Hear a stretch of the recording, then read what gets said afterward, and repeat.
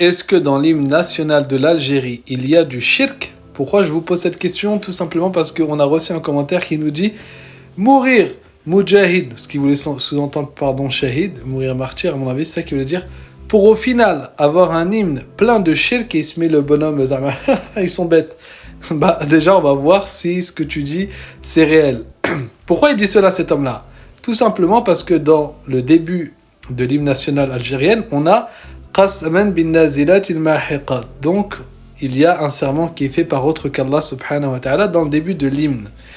Et lui, à mon avis, il a lu le hadith du prophète alayhi sallam qui nous dit celui qui jure par autre qu'Allah a certes mécru ou associé. Maintenant, ce hadith-là, il ne faut pas le prendre de manière séparée et le lire et le comprendre de sa façon. Les fuqaha, les juristes, ont traité ce texte depuis des années, des siècles et des siècles. Et ils ne l'ont pas compris comme toi, tu essaies de le faire comprendre maintenant.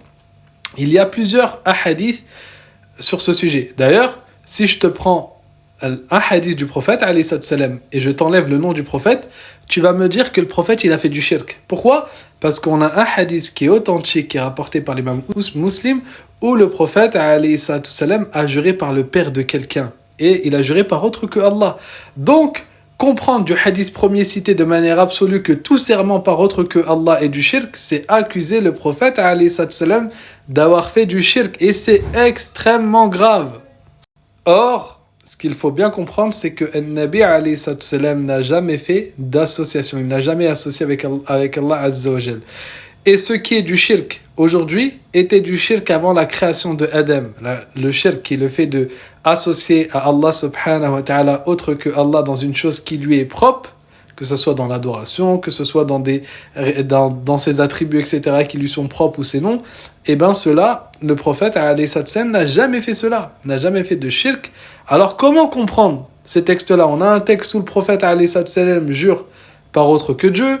On a un texte où le prophète alayhi salam nous dit que celui qui jure par autre que Allah, il a certes mécru ou associé. On a un autre hadith où le prophète alayhi salam il dit que celui qui jure par Lat et Wal Uzza, qui sont des divinités en dehors d'Allah, qu'ils disent la ilaha illallah, qui dit juste simplement point de divinité si ce n'est Allah. Dans une autre riwayat, il dit dites j'ai cru en Allah.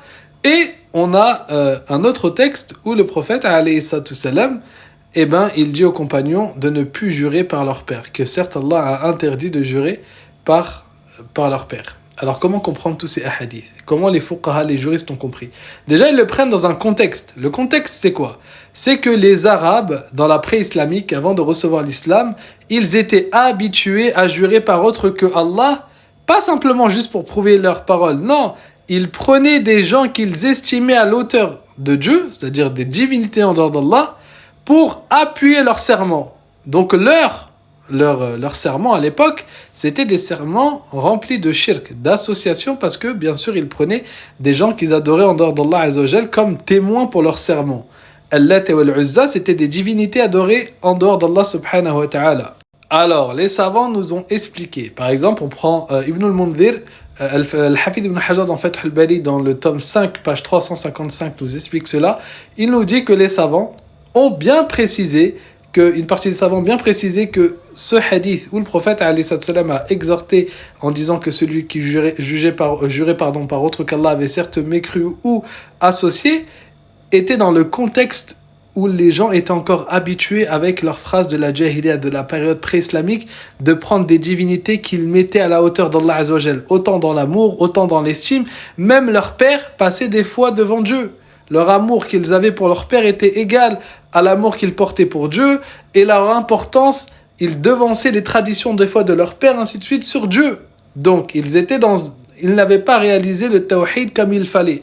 Donc, quand ils prenaient leur père et ses divinités, Lat et Al-Uzza, etc., pour leur serment, ils les mettaient dans la place qui était réservée à Allah subhanahu wa ta'ala, tout simplement parce que ils avaient une considération qui n'était pas permise pour une créature. Donc, comme il le dit Ibn al-Mundhir, c'était dans ce contexte-là. C'est-à-dire que c'était ces gens-là, le problème qu'ils avaient dans leur cœur envers ces divinités, envers leur père, etc., il était d'un amour et d'une estime et d'un ta'zim, d'une immensification qui est normalement réservée que à Allah subhanahu wa ta'ala. C'est pour ça que Ibn al-Mundhir, il nous dit dans sa parole que j'ai citée, juste après, il nous dit que par contre, ce que Allah subhanahu wa ta'ala a mis du ta'zim, que ce soit le Nabi alayhi salam, que ce soit le Hajj, etc., toutes ces choses-là, il dit que ces choses-là ne rentrent pas dans l'interdiction du prophète alayhi salam. C'est pour ça qu'ils disent que simplement lorsque le prophète alayhi salam, dans le hadith qui est authentique et dans Muslim, où il a juré par du père de la personne, le prophète alayhi salam n'a pas fait de shirk, tout simplement parce que quand le prophète alayhi salam jurait par autre que Allah, il ne mettait pas cette personne dans le ta'zim qui est propre à Allah subhanahu wa ta'ala. Donc les savants des 4 écoles sont unanimes que celui qui jure par autre que Allah subhanahu wa ta'ala sans mettre un ta'zim qui est propre à Allah azza wa jal, il n'est pas kafir, il n'est pas mécréant, il reste muwahid. Par contre, maintenant, ils ont divisé les différents cas. Il y a des cas où ça peut être de l'association, il y a des cas où ça peut être interdit, il y a des cas ça peut être permis, et il y a des cas ça peut être makruh. Donc par exemple, dans l'école de l'imam Malik ibn Anas, par exemple, ce qui est bien sûr de l'association et pour tout le monde, c'est le fait de mettre un ta'zim qui est propre à une divinité, c'est-à-dire que tu lui mets l'importance que tu aurais mis à Allah azza wa jal quand tu jures par lui, tu le prends comme tu l'aimes d'un amour qui est propre que à Allah, ainsi de suite. Ça là, le ta'zim qui est propre que à Allah lorsque tu jures, ça c'est de la mécréance. Deuxièmement, maintenant une personne qui jure par quelque chose dont l'islam, la religion a mis du ta'zim, comme le prophète alayhi salam par exemple. Bah ça, c'est dans l'école d'Imam Malik, c'est permis comme Khalil l'a cité lui-même, et dans une autre parole, c'est makruh, déconseillé. Mais ce n'est pas du shirk, ce n'est pas de l'association, ce n'est pas de la mécréance. Et maintenant, jurer par une chose où la religion n'a pas mis de ta'zim, par exemple quelqu'un qui jure par la vie de sa mère ou des choses comme ça comme on entend chez les jeunes, cela est haram, c'est interdit. Mais il n'a pas fait d'association, il n'a pas fait du shirk. Donc bref, tout ça pour dire quoi ? Tout ça pour dire que ce qu'il y a ici dans le champ, ils ne font pas de shirk. Il faut faire très attention, ce n'est pas aux gens de prendre des textes, de les lire et de prendre des compréhensions eux-mêmes. On revient toujours aux gens qui sont en capacité de pouvoir interpréter ces textes. Qui sont les quoi ? Les mujtahidun. Eux ont les capacités de pouvoir extraire des textes et de les comprendre comme il faut. Et ces sujets-là, les 4 écoles les ont traités depuis des siècles. Donc, il faut rester sur ce qu'ils ont dit. C'est ça. La compréhension des salaf salih, des pieux prédécesseurs, c'est les fondements qu'ils nous ont laissés, qui sont aujourd'hui les 4 écoles, et qui ont été travaillés pendant 1400 ans par des savants, qui sont restés conformes à ces fondements-là.